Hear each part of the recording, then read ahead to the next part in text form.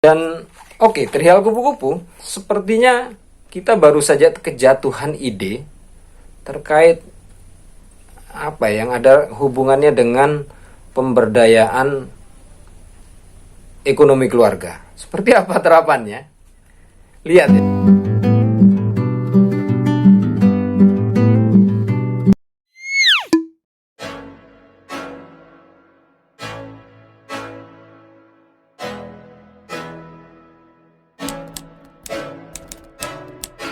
I can't think nothing better than spending my day with you.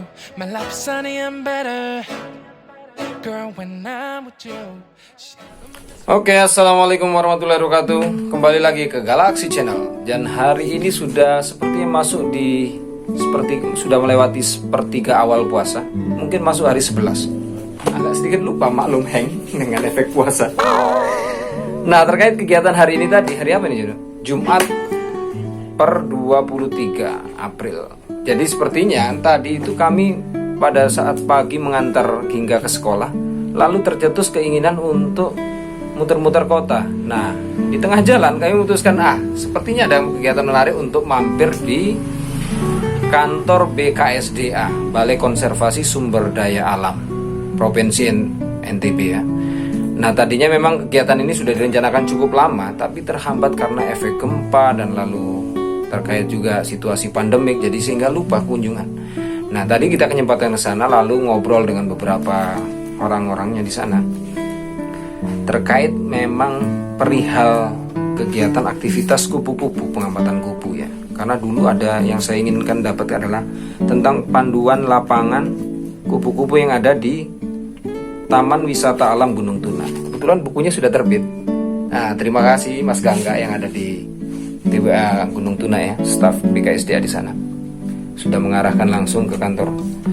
Dan berikutnya karena sudah cukup banyak ngobrol dengan Mbak Viva atau siapa, akhirnya malah dikasih begitu banyak buku. Seperti ini, keanekaragaman burung ekowisata bagi kembar. Lalu spesies burung koakiau atau yang kalau kita di Lombok sini menyebutnya dengan koakaok ya.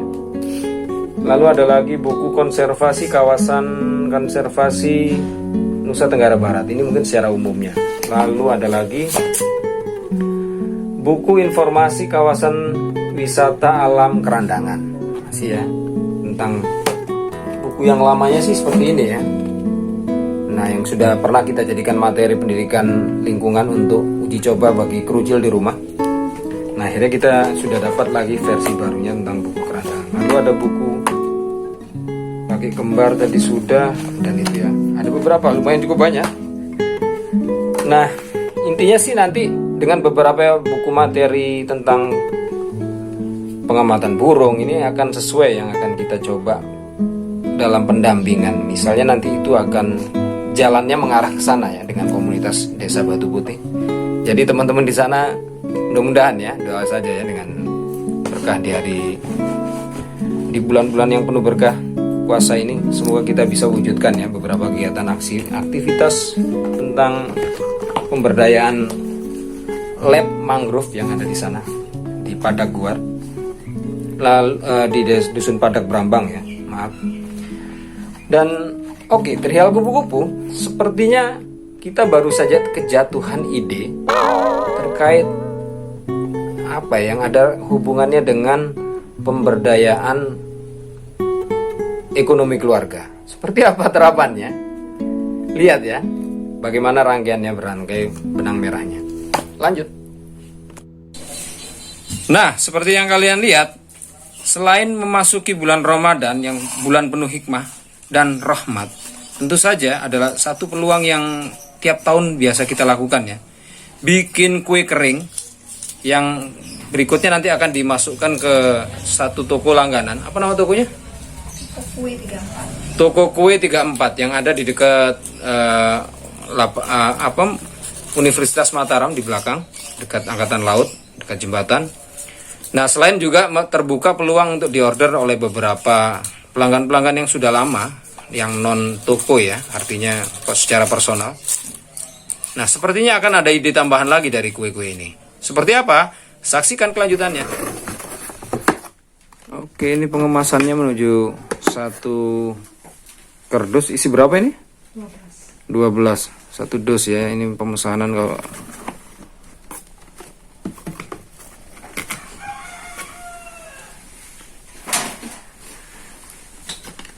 harus pelan-pelan biar tidak hancur.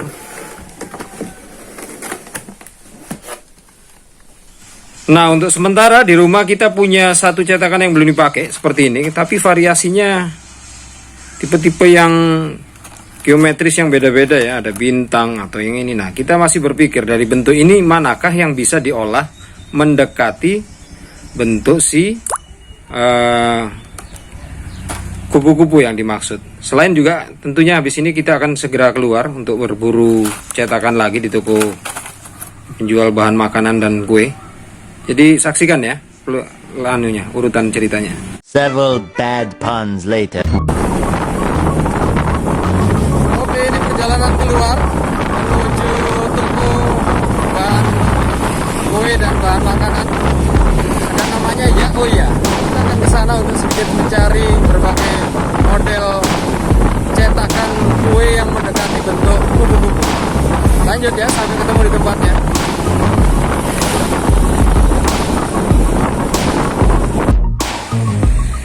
Oke, tiba di Yaoya. Suasananya seperti ini. Parkiran penuh.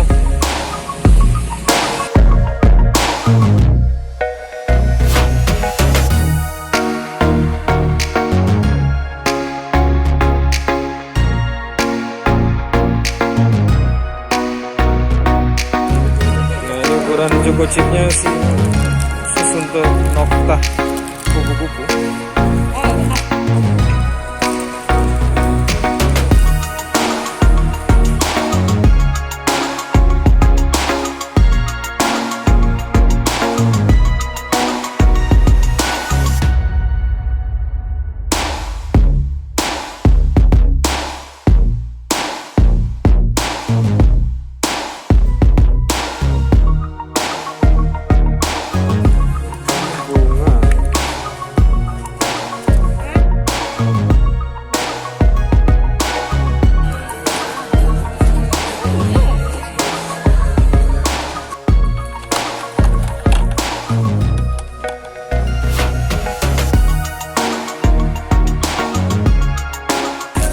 Ada tapi kecil. Ini jenisnya ini papilio ini, tapi nggak cocok untuk yang apa namanya itu. Nah, ini topi nenek sihir. Apa ya? Yang begitu? Lonceng. Tuh. Oke, bendanya ini yang terlalu kecil. Sementara kita sudah menemukan alternatif lain yang tipe pressnya ada pegangan seperti ini. Dan ini tipe kupu. Bingo. Pilihannya ada di sini ternyata. Nah, ini yang lebih bagus. Ini mereng-mereng. Oke, tuntas. Sudah dapat yang dicari. Ini siapa?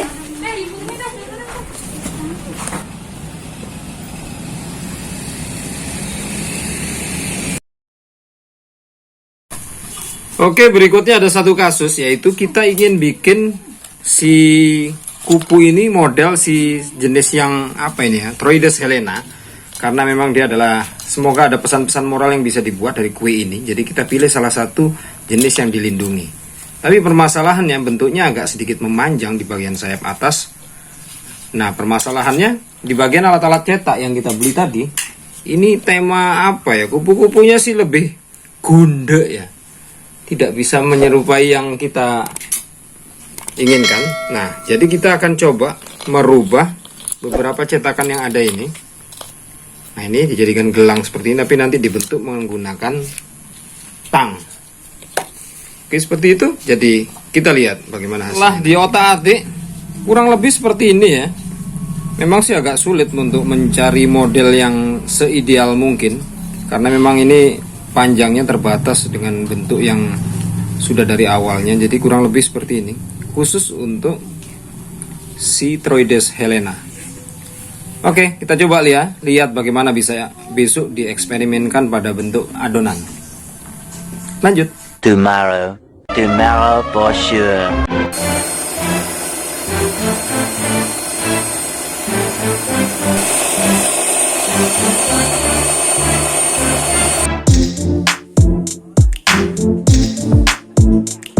Yang apa? Semangka ya.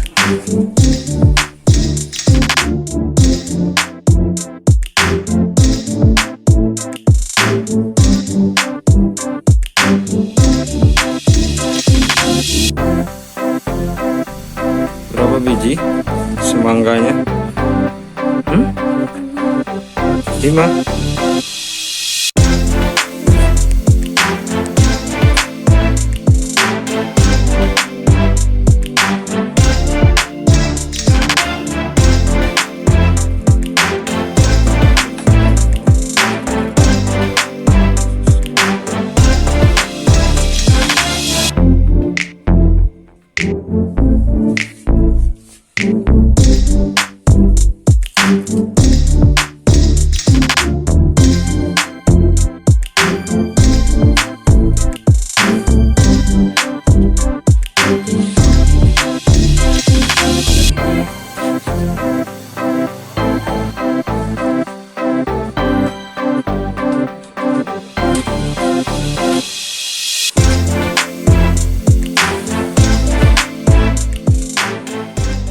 Nah, kalau untuk ini namanya kue spikuk ya, coklat terus ada taburan apa ini namanya?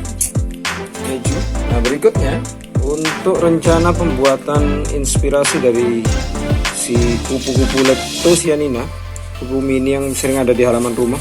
Jadi kita menyiapkan bahan-bahannya seperti ini. Nah, nanti nokta hitamnya akan menggunakan coklat. Adapun untuk mencetaknya, dia akan menggunakan ini kemarin ya yang baru kita beli. Karena ini bentuk yang paling mendekati. Nah, setelah adonan sudah selesai dibuat, tinggal menyiapkan plastik alasnya ini ya, atas bawah untuk dia dipenyet sampai gepeng dalam standar ketebalan yang ideal. Lalu baru dicetak dengan menggunakan alat pembentuk varian-varian bentuk seperti kupu-kupu yang dalam hal ini kita akan coba. Itu yang sudah matang. Tidak pakai alat gulung ya, press. Oh, nengket ikut. Oh ya, tes pertama. Oke, ini inspirasinya. Si dulu kok tambah ke bawah gimana? Inspirasi leptosianina.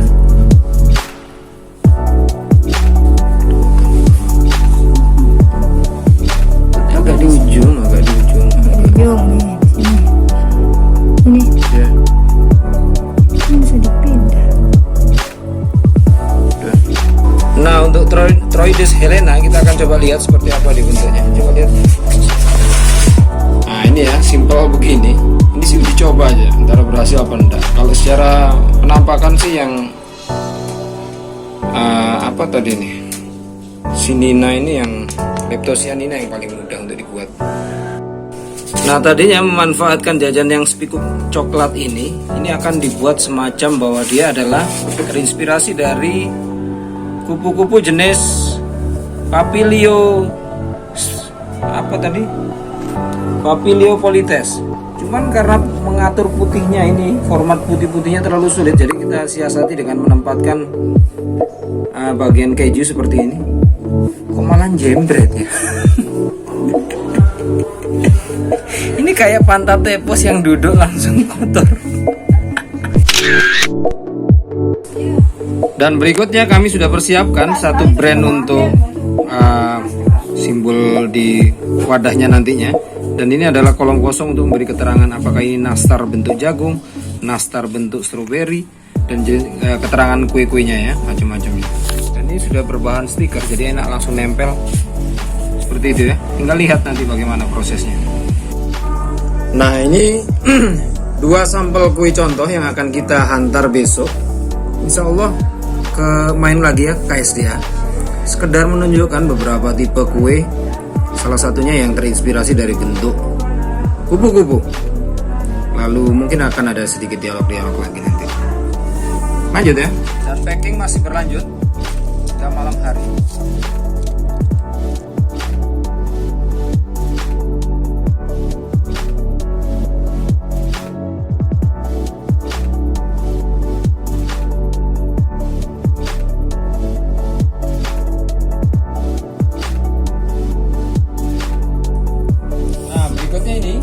satu kue yang bentuknya nastar tapi dengan bentuk buah stroberi.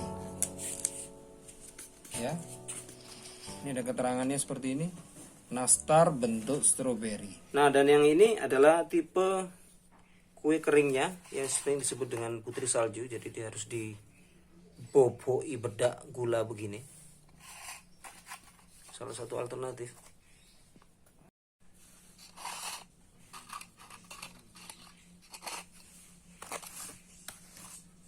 Dan rencana hari ini kita tadinya mau ngantar ya, ternyata hari Minggu. Jadi keputusan mengantar sampel ke kantor BKSDA kita tunda untuk hari Senin. Nah, hari sekarang kita rencanakan antar ke toko 234, toko khusus kue.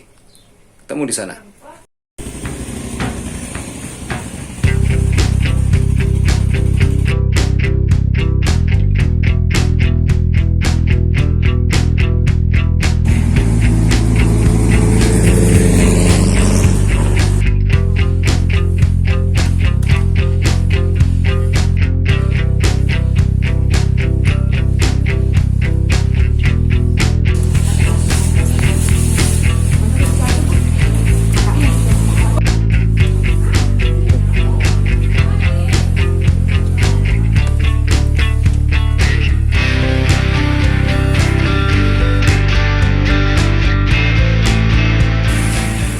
Jadwal jemput hingga di sekolah. Baru setelah ini kita akan meluncur ke kantor BKSDA provinsi.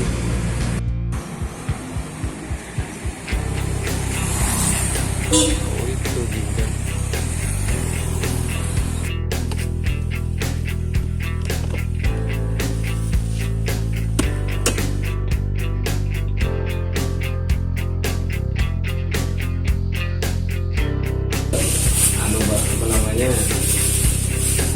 Ada konservasinya ya sih, kehutanan juga guys ya. Kemarin sempat datang sih beritahu tentang apa namanya ya bahas tentang kuku.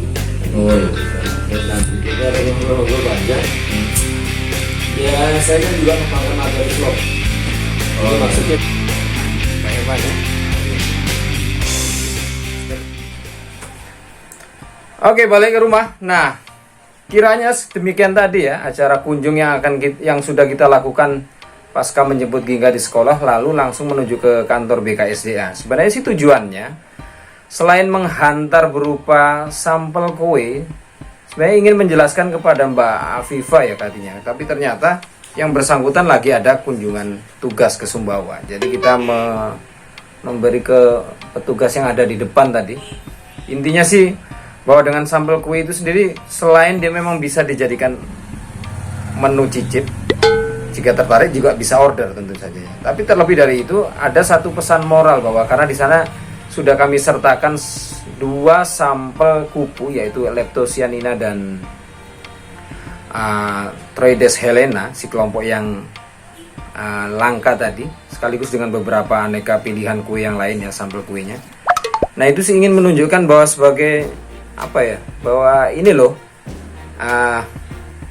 yang kami lakukan kurang lebih seperti itu ya dalam persoalan pemberdayaan ekonomi keluarga misalnya terkait itu. Lalu dengan cara memproduksi kue secara momentum Ramadan dan tidak lupa juga menyertakan pesan-pesan moral lingkungan, terutama yang terkait dengan kupu-kupu tadi. Sebenarnya itu ya tujuannya memang. Terlepas memang sayang tidak ketemu langsung, tapi ya mudah-mudahan saja ya tersampaikan bahwa misi kunjung ke sana seperti itu juga maksudnya. Adapun kalau pemesanan tentunya sudah bisa dilakukan, bahwa kalau mau cari tentunya tinggal nyebrang aja ke wilayah toko 34 tempat kue kita juga sempat nitipkan di sana. Nah intinya ya kalau juga pihak dari KSDA misalnya berkeinginan setelah cocok dengan rasanya berkeinginan pesan sebagai menu hidang saat lebaran di kantor, nah kami juga siap seperti itu sih sebenarnya ya. Tapi tidak sampai sedetail itu tadi ya, karena juga keburu-buru nyampein misinya. Tapi yang penting bahwa adalah yang dilakukan sebagai kader konservasi sendiri, bahwa kita tidak semata jargon saja ya melakukan pesan-pesan lingkungan, tapi juga melalui praktek real yang bisa dilakukan secara mandiri di rumah dengan memberdayakan anak-anak seperti melalui pendidikan edukasi maupun berikut juga dengan cara sisi pemberdayaan ekonominya, baik itu keluarga, personal atau apapun ya, sebagai kantor konservasi tentu saja. Ya, ilmu serap dan terap yang memang bisa diaplikasikan langsung seperti itu. Jadi terima kasih sudah menyaksikan dan salam. Kita akan ketemu di beberapa materi vlog mendatang. Jangan lupa like, comment, and share, tentu saja subscribe. Assalamualaikum warahmatullahi wabarakatuh.